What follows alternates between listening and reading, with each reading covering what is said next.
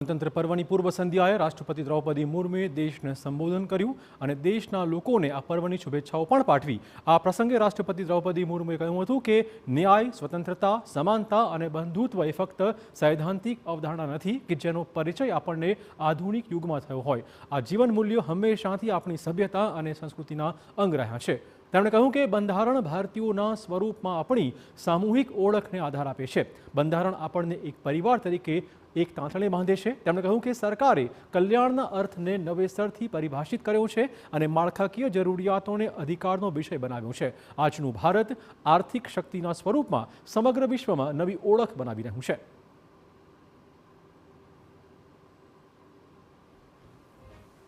आज भारतीय अर्थव्यवस्था विश्व के आर्थिक परिदृश्य को प्रभावित कर रही है। आज का भारत अंतर्राष्ट्रीय मंच पर नेतृत्व की स्थिति हासिल कर रहा है। संविधान में निर्धारित रूपरेखा के बिना ये व्यापक परिवर्तन संभव नहीं हो सकता था।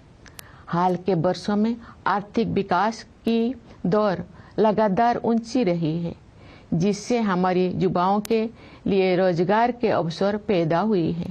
किसानों और मजदूरों के हाथों में अधिक पैसा आया है तथा बड़ी संख्या में लोगों को गरीबी से बाहर निकाला गया है।